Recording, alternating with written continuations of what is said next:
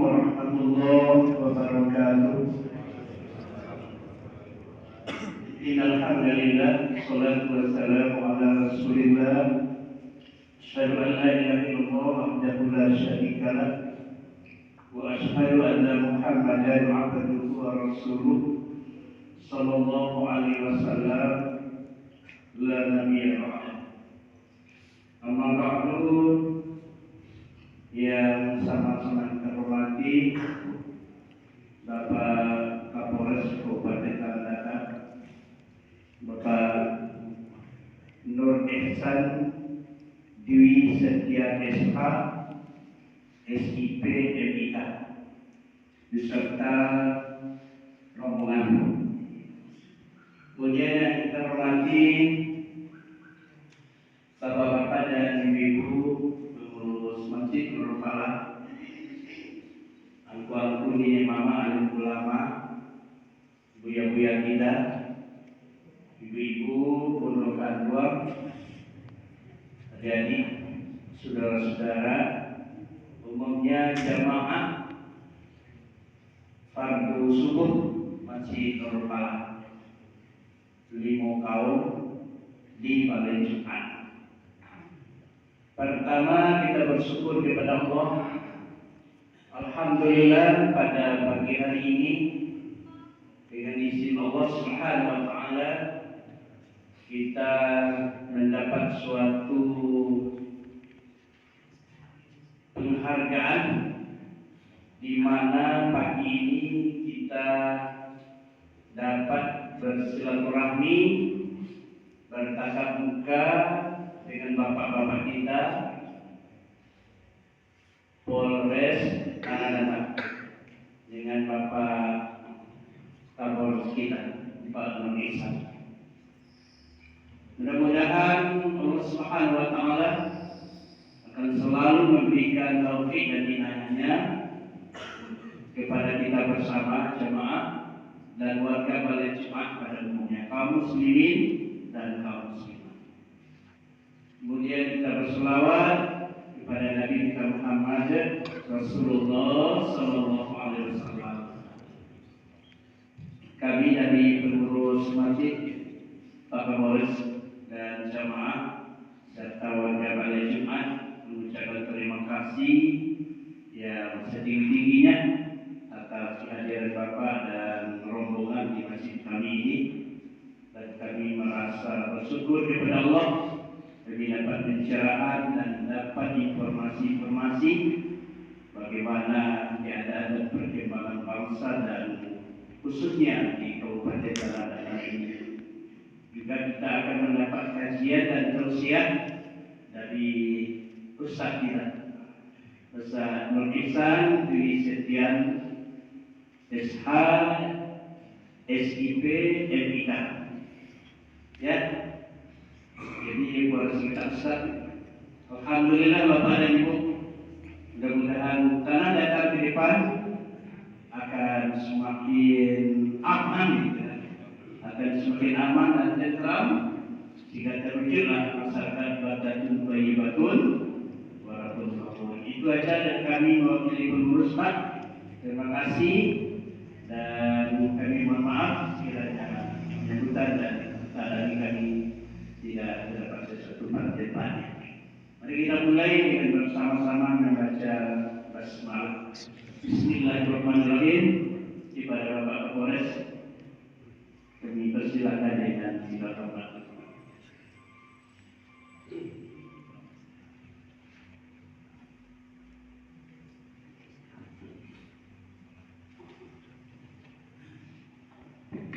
Bismillahirrahmanirrahim. Assalamualaikum warahmatullahi wabarakatuh. Alhamdulillah.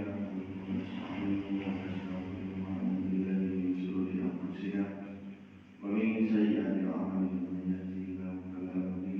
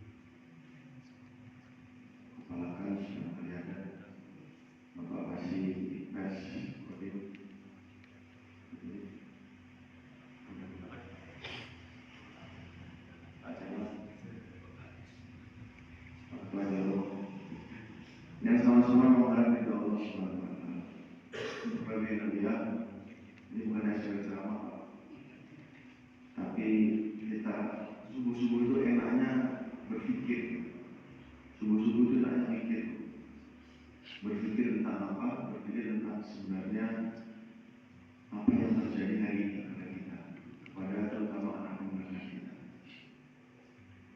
Kalau tidak salah sekarang sudah masjid ke-24 atau 25. Semenjak saya di tanggal ini masjid sekitar ke-24 atau 25. Saya tanggal 18 tanggal 18 saya dilatih menjadi Kapolres di sini secara prima. Semenjak itu alhamdulillah kami berusaha untuk silaturahmi setiap subuh bersama dengan warga masyarakat.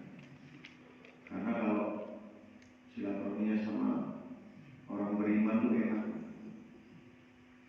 Kata Nabi, barang siapa yang dia terlihat bolak-balik dari rumah ke masjid, bolak-balik dari rumah ke masjid, maka sesungguhnya dia orang beriman. Mudah-mudahan kita menjadi orang beriman di sisi Allah Subhanahu wa Ta'ala, bukan di sisi ketua DKM. Kalau ketua DKM nggak mau ini sering masjid, tapi yang intinya dari sini, penilaian kita dari sini. Yang bisa menentukan daripada dengan Pak Kasar Narkoba saya dapat tangkapan 3 orang, terus kemarin tambah lagi 5 orang narkoba, dan mereka membawa 2 orang itu membawa 12 kilo. Bu, bayangkan kalau 12 kilo narkoba, bukan 12 kilo daging kambing. Kalau 12 kilo daging kambing itu buat mereka bisa buat 1 rumah 2 rumah. Tapi 12 kilo. Kalau 12 kilo itu berarti kalau dipakai sama 1 tanah datar, itu insya Allah 1 tanah datar batu sakarnya kena semua. 12 kilo narkoba. Dan Bapak Ibu ya, ini belum masalah kejahatan yang lain. Narkoba itu menghancurkan. Bahkan sebelumnya kami diundang oleh Pak Kapolda Sumbar pada kurun waktu 4 bulan ini ditangkaplah pengedar narkoba, bukan pengguna ya, pengedar narkoba 495 orang. 495 orang selama 4 bulan, dan sekarang masih berjalan terus. Maka Bapak Ibu ya, ini masalah seperti ini harus kita sampaikan kepada Bapak Ibu karena apa? Sangat berbahaya. Kenapa berbahaya? Kalau seseorang terlibat narkoba itu bisa menjadi pembunuh daripada keluarga sendiri. Coba misalnya Bapak Ibu, saya seorang bapak besok hari Ahad mau menikahkan anak perempuan saya. Hari ini Selasa, saya kantor polisi gara-gara narkoba. Kira-kira anak saya jadi meninggal? Jadi meninggal? Tidak jadi. Istri saya takut ke pasar, anak saya takut sekolah, takut diejek, di bapak yang pengedar narkoba, kan gitu. Anak saya bisa jadi tidak meninggal kalau dia mau, karena bapaknya pengedar narkoba, akhirnya dia bisa bunuh diri. Betul kan? Maaf, saya mohon maaf. Karena kita cinta, bunuh-bunuhan, pukul-pukulan, maling sapi, maling motor, banyak sekali. Sekarang kalau secara penegakan hukum, Bapak Ibu ya, kami di jajaran Polres ini bisa tangkap. Tapi sepertinya kok saya melihat belum pernah ada orang masuk penjara atau yang 2 orang kemarin kami tangkap itu, 2 orang kami tangkap itu salah 2-nya itu pernah melakukan perbuatan yang sama di tahun 2017. Jadi belum ada yang tobat. Alias kata kalau sekarang dia paling sendawa, besok paling motor. Kalau sekarang jadi kucing, besok jadi harimau yang keluar dari penjara. Jadi berhebat. Nah ini sebenarnya fenomena seperti ini berasal dari mana? Fenomena ini berasal dari mana? Kan fenomena ini apa yang terjadi, bagaimana terjadi kan begitu. Kemudian apa solusinya kan begitu Pak ya? Yang harus kita pikirkan apa solusinya? Apa yang terjadi, kemudian solusinya apa? Hari ini kalau sekarang kita lihat dalam Al-Quran, dalam hadis, sebenarnya yang terjadi adalah kerusakan iman seseorang, hati seseorang, iman hati seseorang, tepatnya ini.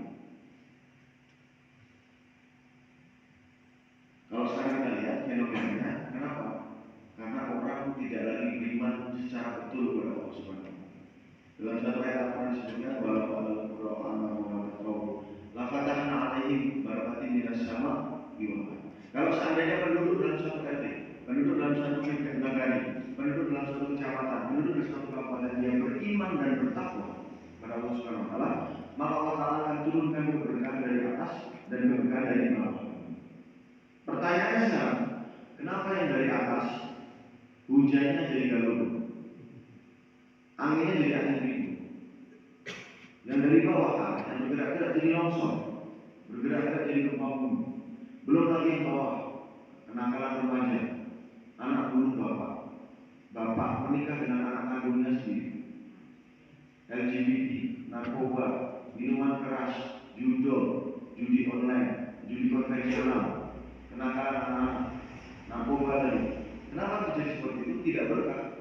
Allah Taala tidak turunkan keberkahan karena prasyaratnya yang awal ada iman dan takwa tidak ada dalam negeri. Iman itu apa sih? Mengucapkan, kemudian diyakini, kemudian dimasukkan ke dalam hati, dilakukan dengan perbuatan. Masalahnya di situ, Pak.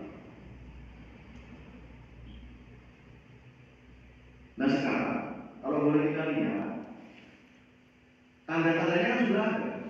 Bagaimana kita mengukur orang beriman sehingga orang beriman itu menjadi penyelesai semua masalah. Dalam ayat yang disebutkan wajibat qulubuhum. Kalau orang beriman disebut asma Allah, dia bergetar di hati. Kira-kira Pak, tadi subuh tadi, asyhadu anna Muhammadar Rasulullah, asyhadu an la ilaha illallah disebutkan kan? Yang bergetar ya yang masuk masjid ini. Nah sekarang pertanyaannya, yang tidak masuk masjid sama yang masuk masjid lebih banyak mana Bu? Lebih banyak yang masuk masjid? Sepertinya juga lebih banyak anggota saya. Jadi masalahnya di situ, ketika iman sudah tidak ada di sini, maka akan menjadi masalah. Bukan hanya sekedar penakalan saja, bukan Allah turunkan tidak berkah di dalam kamu. Bapak Ibu ya, pernah Nabi SAW kumpulkan sahabat dan beritahukan seperti ini.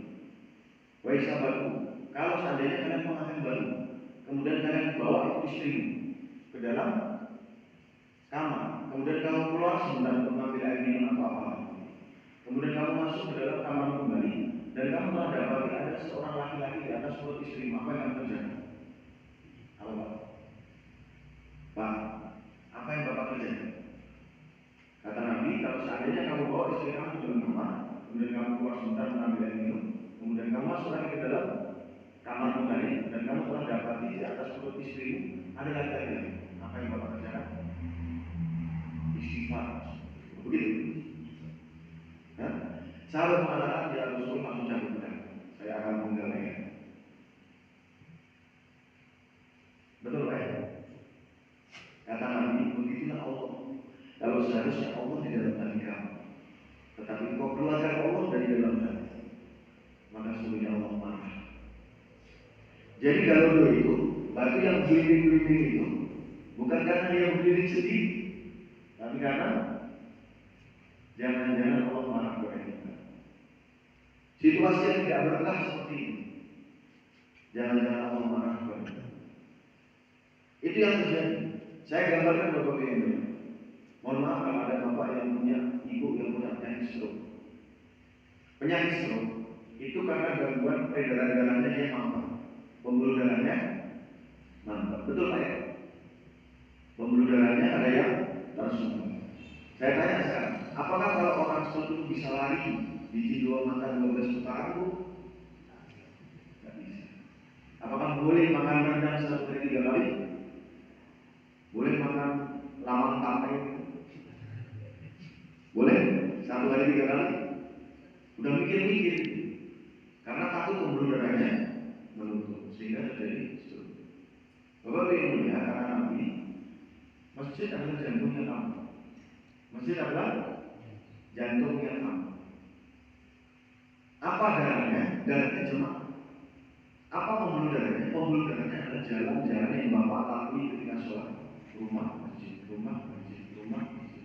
Rumah ke rumah, rumah ke rumah, mengajak orang untuk kembali ke apa? Jamaah. Maka hari ini kalau seandainya jantungnya tidak ada darahnya, apalagi di situ tertulis masjid hanya untuk 40 tahun ke atas. Sekarang boleh kita lihat di mana darah segar kita. Anak kemenangan kita di mana hari ini? Sekarang di mana? Sedang keluar kota. Di mana sekarang? Paling yang muda cuma bisa dihitung tadi. Di sebelah saya 2-3 orang. Di mana sekarang mereka? Darah segar ini tinggal darah tua ini. Di atas 40 tahun, betul Pak ya? Darahnya di mana? Tidak ada di dalam masjid, sehingga darahnya kosong. Terus kemudian peredaran darahnya macet. Maka yang terjadi adalah kampung ini sedang dalam keadaan apa? Seperti. Coba kita lihat secara batinnya, ya. Benar nggak yang kita sekarang ini bukan kita menjustifikasi, bukan, tetapi kita mari sama-sama introspeksi. Kalau satu kampung setruk, maka jangan salahkan kalau ada anak bunuh bapak menikah dengan anak berani melawan kepada orang tua, anak tidak mau sekolah, kenakalan remaja putus sekolah, LGBT, narkoba, mencuri, perkelahian, pertikaian antara dua tetangga. Jangan salah. Kenapa? Karena kampung kita adalah dalam keadaan kampung setruk.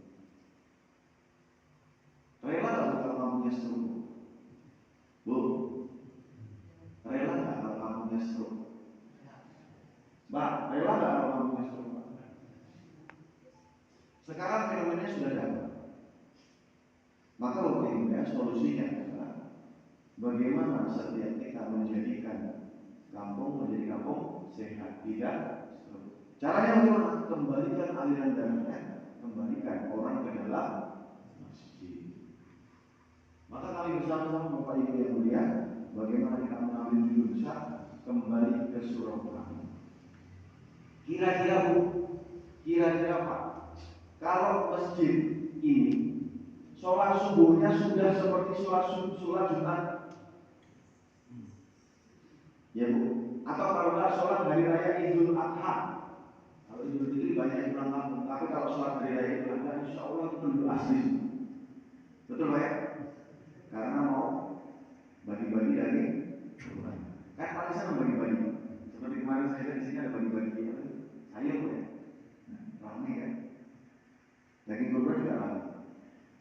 Kira-kira nih, kalau sekarang kita luaskan kembali, kalau seluruh tanah datar sholat subuhnya sama seperti sholat hari Jumat, sama seperti sholat hari raya Idul Adha, kira-kira apa yang terjadi dengan tanah datar?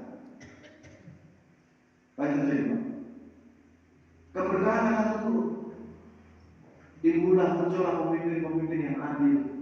Muncullah remaja-remaja yang dia cinta kepada masjid, remaja-remaja yang adabnya sangat tinggi, sehingga dengan otomatis ada yang bahasa di syarat bisa kita belum tercipta secara otomatis, bukan hanya sekedar slogan. Bapak dan Ibu sekarang kita sama-sama pahami, sama-sama rasakan, betul ya? Hari ini di mana semboyan itu? Di mana ada apa? Di mana slogan itu? Hanya di mulut, betul Pak? Masalahnya karena itu tadi sekarang keadaannya seperti ini. Intinya kepada manusia yang sudah tadi tidak memiliki iman yang sempurna kepada Allah. Nabi SAW sabdakan di dalam tubuh manusia ada segumpal daging. Kalau daging itu baik, maka baik seluruhnya. Kalau daging itu buruk seluruhnya, maka itu disebut dengan hati. Karena negeri yang baik, negara yang baik tersusun daripada provinsi yang baik. Provinsi yang baik tersusun daripada kabupaten yang baik. Kabupaten baik tersusun daripada kecamatan yang baik. Kecamatan yang baik tersusun daripada nagari yang baik. Nagari yang baik tersusun daripada jorong yang baik. Jorong yang baik tersusun daripada keluarga yang baik. Keluarga yang baik tersusun daripada individu yang baik. Individu yang baik tersusun daripada hati yang baik. Kalau udah ngomong sama Quran sama hadis selesai masalah, nggak usah cari-cari masalahnya di mana, ketemu pasti. Sehingga kalau kita ingin mengusahakan setiap manusia baik di sisi Allah Subhanahu Wa Taala dengan cara membuat imannya sempurna kepada Allah Taala, maka dia akan membentuk keluarga yang baik. Betul Pak? Setelah dia satu keluarga baik, maka akan membentuk jorong yang baik. Jorong yang baik akan membentuk nagari yang baik, kecamatan yang baik, kemudian membentuk kabupaten yang baik, membentuk daripada negara yang baik. Selesai masalah. Betul dong? Betul Bu? Jadi saya ajak hari ini Bapak dan Ibu subuh ini berpikir masalahnya apa solusinya. Bukan hanya sekedar kita mau pengajian, mau mendengarkan ayat Al-Quran tidak, tapi implementasinya bagaimana? Maka hari ini Bapak Ibu, bagaimana cara membentuk negara menjadi negara yang baik, kabupaten yang baik? Caranya adalah memperbaiki setiap iman daripada diri kita dan juga keluarga kita dan juga kelurahan kita. Caranya bagaimana? Mengembalikan setiap mereka ke masjid. Bu, kalau saya punya motor, mereknya Yamaha-nya Mio. Kalau rusak, saya bawa kemana? Kemana? Iya, tapi bukan bengkel tukang jahit kan? Bukan bengkel mesin jahit ya? Bukan, bengkelnya bengkel apa? Bengkel apa? Bengkel motor. Betul, karena saya nggak nyambung kalau di motor ke bengkel tukang jahit kan gitu. Bengkelnya bengkel motor, tapi bengkel motor itu ada Ahas, ada Yamaha, ada Piaggio. Dibawa kemana Bu? Motor Yamaha jangan dibawa ke Ahas itu buat Honda, nggak nyambung. Ya Bu ya, dibawa ke bengkel motor, motornya yang motor ya. Yamaha pun harus kita kasihkan ke montirnya yang bisa metik atau manual Pak. Montir yang bisa metik bukan manual karena Yamaha Mio kan gitu. Itu motor saja, treatmentnya harus pas. Lah bagaimana dengan cara mengembalikan setiap orang beriman supaya imannya betul? Harus kembalikan ke masjid. Jangan dibawa ke puncak patung Pak. Kalau sakit iman jangan dibawa ke puncak patung, apalagi dari Singkarak, nggak nyambung. Harus dibawa ke masjid. Karena tempat perbaikan orang untuk menjadi orang beriman adalah di masjid. Siapa yang akan memperbaiki? Yang punya masjid. Siapa yang punya masjid Pak? Yang punya masjid siapa Pak? Baitullah. Yang punya masjid. Begitu Pak kira-kira.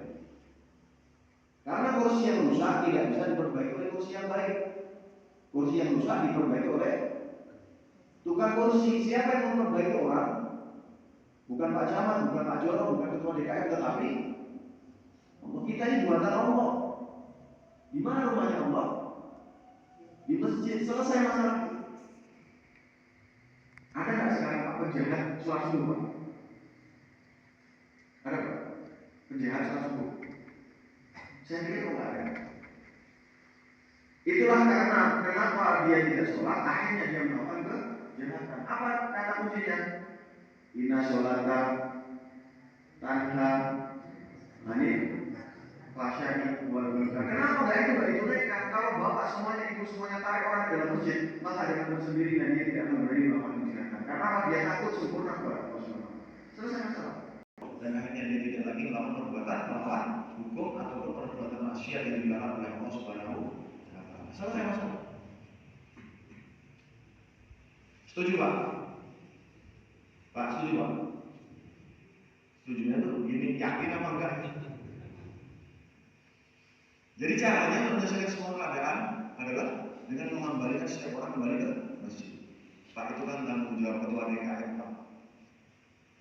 Itu kan tanggung jawab Pak Jorong, itu tanggung jawab Pak Camat. Oh, tidak bisa. Harus dikerjakan bersama-sama. Contoh Pak, ini kita lagi kumpul di sini, kemudian ada 5 orang datang menghadap Pak Ketua DKM. Pak, saya tidak akan merusak masjid, saya tidak akan memecahkan kaca, merobohkan tembok, tidak. Saya izin motong tiang masjid. Boleh Pak? Pak? Tidak boleh. Boleh Pak? Saya izin motong tiang masjid. Boleh Pak? Pak? Pak? Halo? Boleh Pak? Boleh Bu? Motong tiang masjid. Ini 1, 2, 3, 4, 5 yang nggak kelihatan dipotong. Boleh Bu? Kenapa? Kalau dipotong maka akan betul ya? ini, kok melarang-larang saya? Pasti ibu dan bapak akan mengatakan, jangan, karena ini tempat kami beribadah, ini tanggung jawab kami bersama.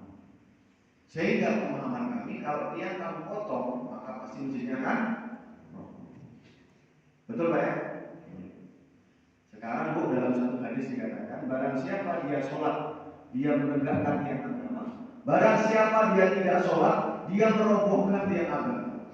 Berapa banyak sekarang saudara kita yang mau merobohkan tiang agama? Dan ibu mengatakan bukan tanggung jawab saya.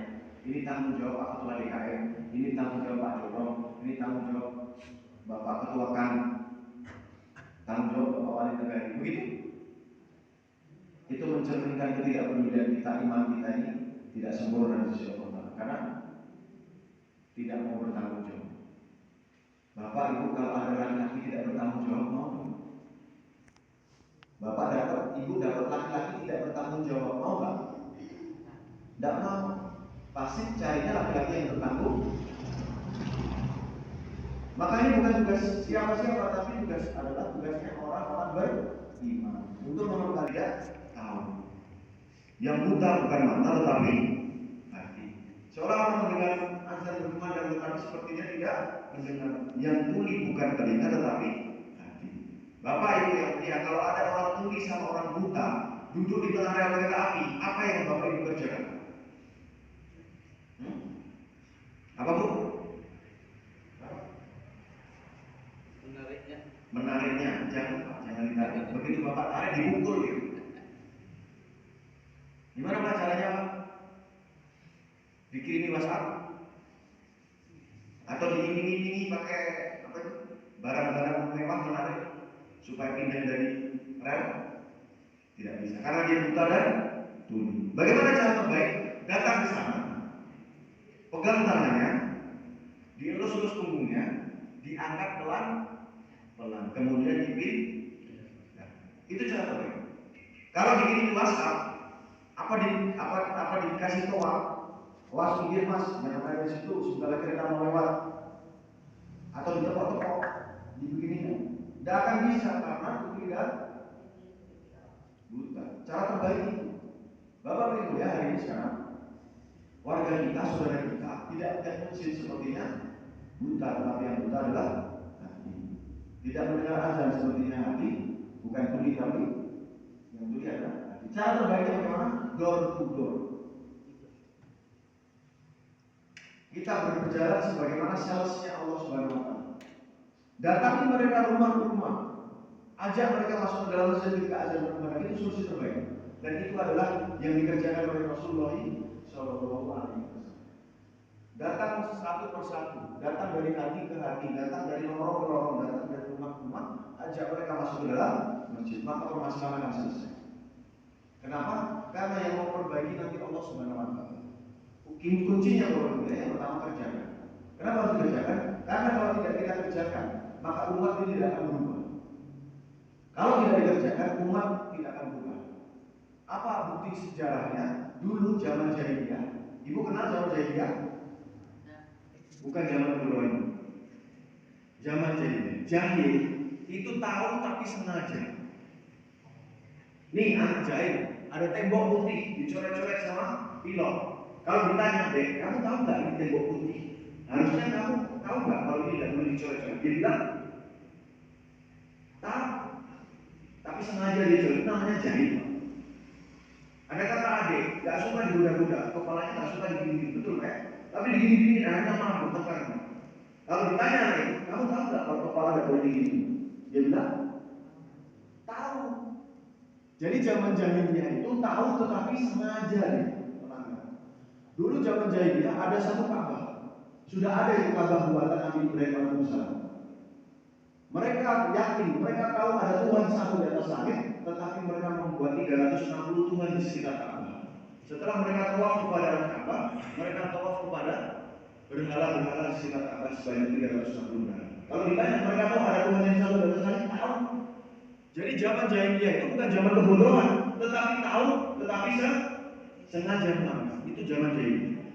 Dulu zaman jahiliyah ada satu orang yang mulia sekali. Siapa Pak?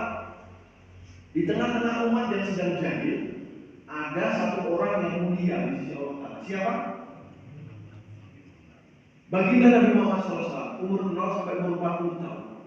Ada nabi, Pak, bukan Abuya, bukan Hafiz, bukan alim, bukan sekedar itu, bukan Gus, tetapi nabi. Ada nabi di tengah-tengah mereka, tetapi nabi belum door-to-door, umat tidak berubah. Coba kita lihat. Tapi begitu umur 40 tahun, Nabi SAW dapat firman Allah Subhanahu wa taala, "Iqra bismi rabbikal ladzi khalaq." Setelah itu ayat yang selanjutnya, "Ya ayyuhal mudaththir qum fa'anzir wa rabbaka fakabbir." Maka Nabi mulai door-to-door, "Ya ayyuhan nas, qul la ilaha illallah." Ngajak mereka kepada Tuhan yang satu. Apa kata mereka? Gila kamu Muhammad. Tuhan kami, Tuhan kita yang kita sembah hari-hari 360 saja, masalah kami tidak selesai. Apalagi kamu ngajak Tuhan yang satu. 360 orang aja nggak selesai, apalagi kamu ngajak Tuhan satu. Gila kamu Muhammad. Majnun, pendusta agama, memecah nenek moyang, pengkhianatan kepada Musa. Yang tadi sidik amanah tapi amanah rontok semua. Tapi apa yang terjadi? Yang terjadi Abu Bakar masuk Islam, yang terjadi Utsman masuk Islam, yang terjadi Sayyidina Ali masuk Islam, yang terjadi Abu Ubaidah masuk Islam, Arqam bin Abi Arqam masuk Islam. Pelan-pelan umat